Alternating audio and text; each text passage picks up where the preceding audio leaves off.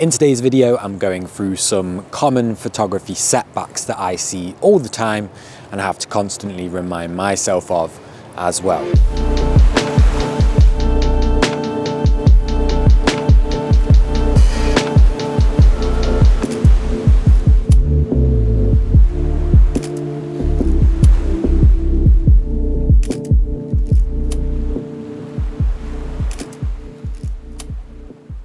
Hey guys, welcome back to the channel. I hope you're all doing well. Now I came out this morning because it was a rare sort of sunrise meets high tide situation, which is probably about as far as I go when it comes to planning my photography outings these days, as you may know from previous videos. But it didn't quite go to plan anyway, because the sunrise behind Dunstamborough Castle up there was, big balls of raging fire sun, which just basically destroy the rest of your photo. I might have got a couple, so if I did, I'll show them on screen. And I'm probably just going to walk back in that direction towards my car now and see if we can grab some shots on the way back.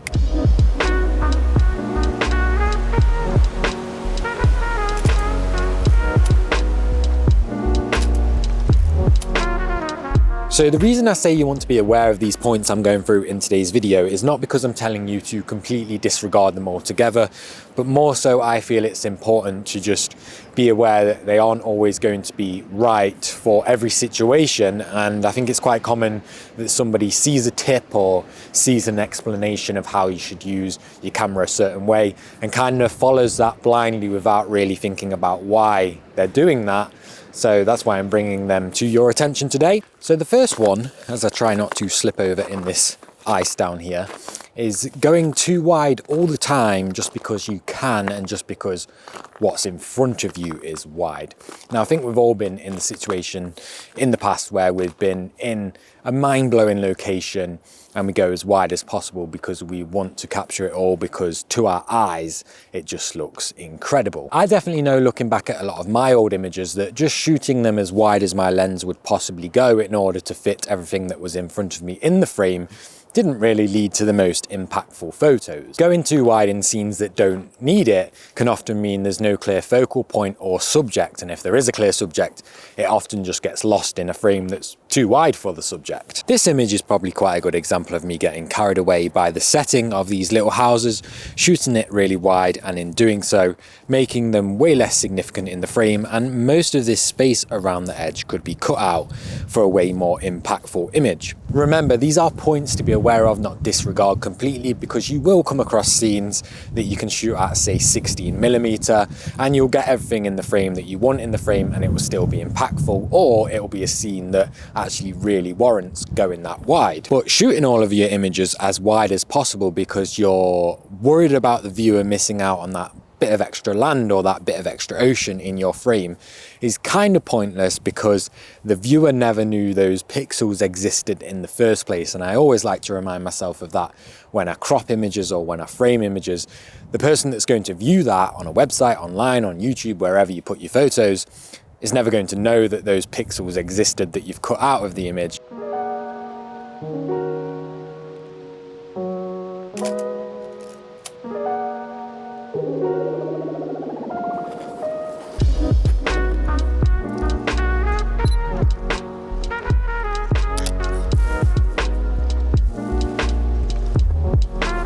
Got these nice wispy trees above this hut, which are dying. No, very little leaves left on them.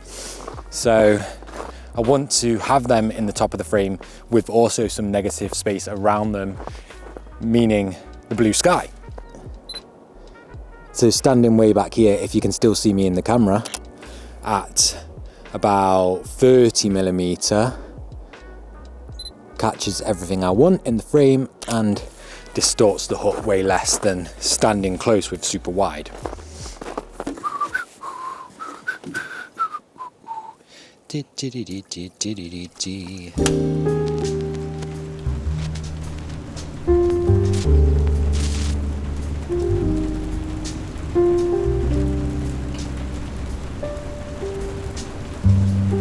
Well, I was hoping to finish this video outside, but yeah. On the bright side though, did get a new printer recently,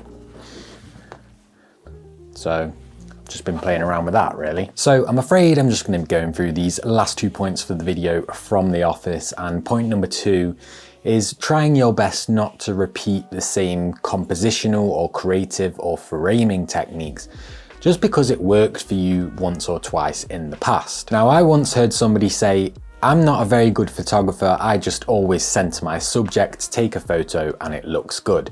Now granted, that person wasn't actively or aspiring to be a photographer, so to be honest, I respect the honesty, but for those of us that are really trying to better ourselves as photographers or aspiring to become professional photographers, I think it's really important that we don't just default to the same technique over and over. I used to be very guilty of shooting everything from a very low angle, so when I got to a subject or a location, I'd straight away start looking around to see where I could get low and frame my shot from a low angle.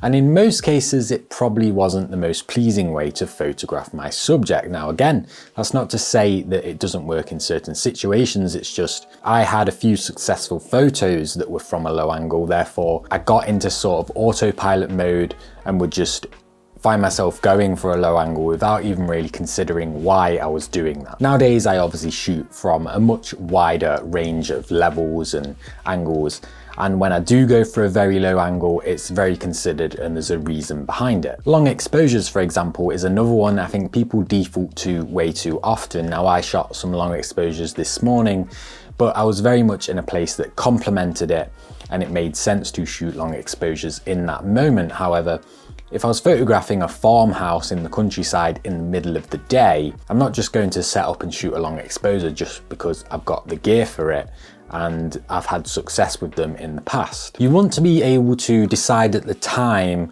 what photography approach is going to complement the scene you're faced with the most, and be able to pull from various different ones that you really like and you're quite successful at to then get the best result when you're on location. And I think this slides over into editing as well. Just because you've had a photo that did really well where you'd boosted the oranges really high, that doesn't mean all of your images going forward should all have the oranges boosted. That's a pretty strange example, but you know what I mean. You don't want to just be rinsing and repeating the exact same editing technique over and over again because you had that one photo on Instagram that got 1,000 likes. And then the last point for this video is all about seeing, hearing, or reading camera settings hot takes, or hot takes on how you should use your camera, and then just rolling with that because some guru online told you that this is the best way to go about using your camera or dialing settings into your camera. I recently saw a video from someone online that said you should absolutely always underexpose your landscape photography images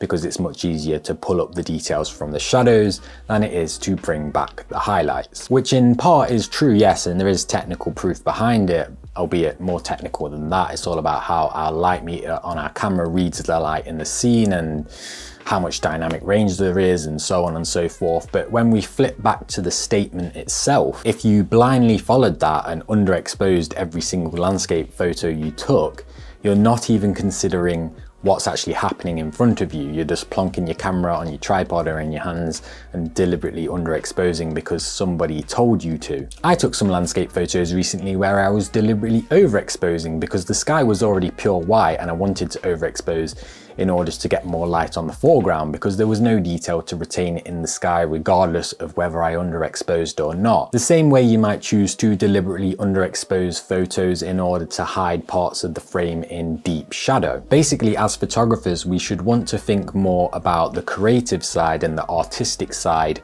of why we're taking an image and how we want the final image to look. Yourself, the photographer, and the scene at the time and the result you want to get from the image once you get it back into post-production should be the dictator of what you're dialing into your camera or what approach you're taking to photography, rather than what some settings guru said online, in a comment, in a thread on Reddit, anything like that. Also just realized that this zip was just completely up in the air when I was filming all of that, so yeah.